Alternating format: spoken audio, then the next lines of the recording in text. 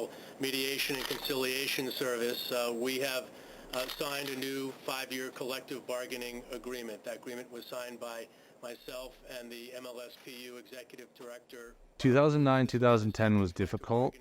That was the first time we'd ever gone to a federal arbitration. It was the first time we ever really sat in that room in D.C. and just kind of stared down the barrel of a stoppage. The main takeaway from that negotiation was the reentry draft. How do you find a way to get these guys who have played out their contract and have no freedom to move? And I was one of those guys. We were focused on, and we fixed it, we were focused on fixing a dynamic that existed in the league, which was a player would outperform their contract and nevertheless be faced with a subsequent contract that would ask the player to take a pay cut.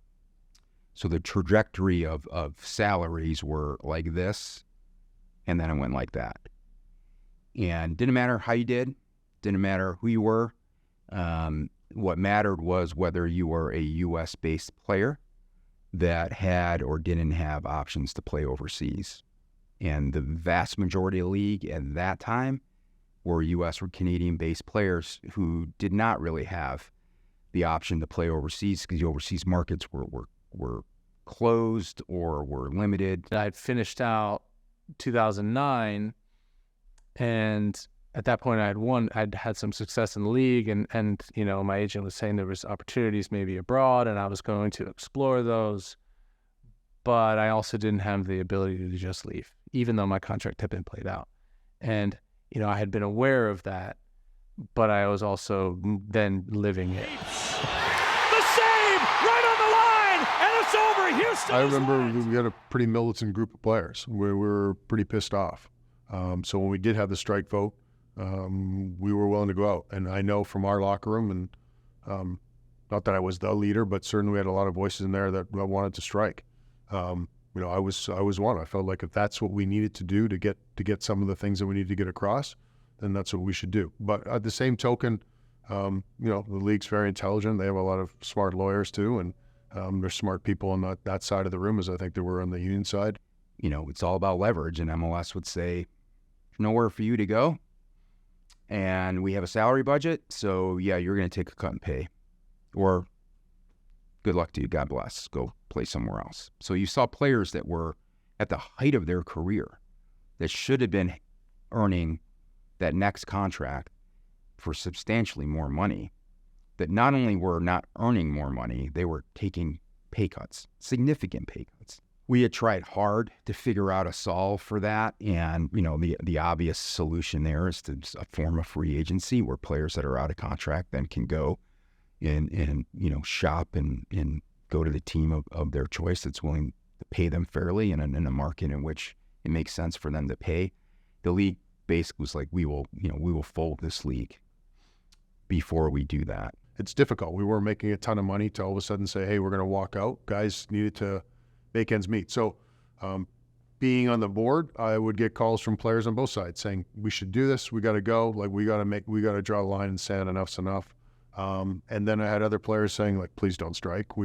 I need to feed my kids this week. Like, I have nothing else to fall back on. You're a teacher. You can go and get a teaching job, or you can sub for a while. At least you can make some income. I have nothing.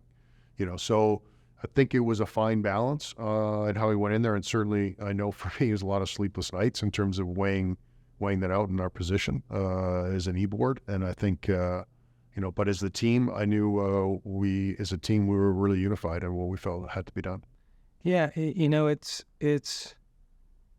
hard, right? In terms of how do you think about the short and long term together? You want to make as much ground in the short term, but not in a way that you're kind of selling the house for the long term.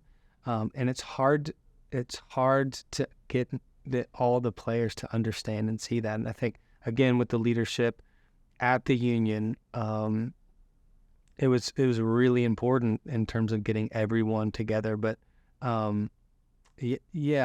thinking about the broad, the future of the league and the present, was something exciting during that time? It's very hard to get people to understand the long game, and part of it is all these conversations. A lot of them were above my head too. I didn't understand. We're implementing this re-entry draft, and we're all trying to figure out what the hell does that even mean. But it's more difficult to tell a guy who's 31, sorry, we're gonna level off the minimum salary here, or the minimum veteran salary here, so you're not going to make any more money. But for the long term, it's really important to just get a quote free agent marker in the ground. It's really hard. It's a big challenge because a lot of guys don't care about that. If it's not going to impact them in their life, they don't care about it, and that's why you need leadership that has the ability to see the big picture. Here comes Donovan into the box. He's got a chance. Go! Todd Donovan, go!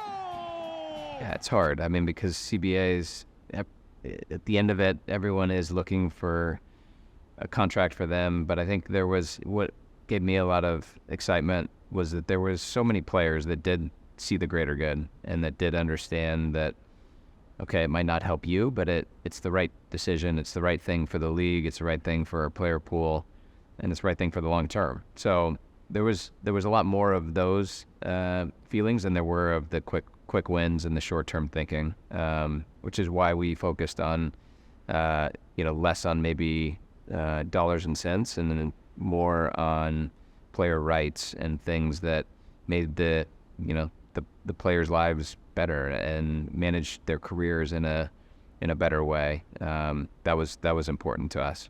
There was this sort of aha moment with the commissioner, with Don, and with our player pool that we weren't trying to get something that was out of the realm of possibility. We were just trying to set standards in place for a professional league. And I can remember where I was sitting in the boardroom, in the conference room when that was delivered, and really the response from the league of, we get it. And once we saw that, we knew that there could be a path towards something better. I was, and my career is the type of player who and there are lots of them, it's not me, but players like me that the league depends on, but simultaneously is a player that the league takes advantage of, and has for years. And so it just felt like each year that passed, I kind of edged toward, the next milestone, which became the next issue. The power of anecdotes from players at the bargaining table cannot be overestimated. It is incredibly impactful. In each negotiation, we have had moments, if not multiple moments, where a player has described an aspect of their life across the table to the management group and had silence follow. Well, you could watch them digesting what they had just heard, not really understanding what their lives were like and what the rules did and the implications the rules have on players. It's almost like you feel like the league holds your rights in perpetuity. And so that was a big thing. And I remember sitting in the room. It was an opportunity for me to speak up and say, look, this is what I'm going through. Because I remember specifically Don Garber saying, well, I think Jeff, things worked out for Jeff. Like, he got a big pay raise. And I got a big pay raise because of, I was injured. I couldn't go to Europe, and the Revs still traded me. And he was talking about me not knowing that I was in the room. And so I had to speak up and say, look, here I am, and this is the story. Jeff Lorenowitz was in many ways the central inspiration for the reentry draft and solving those problems, or he was at least the poster child for the problems, which wasn't very pleasant for him. But he deserves a lot of credit for getting involved and helping to solve some of those problems for those that came after him.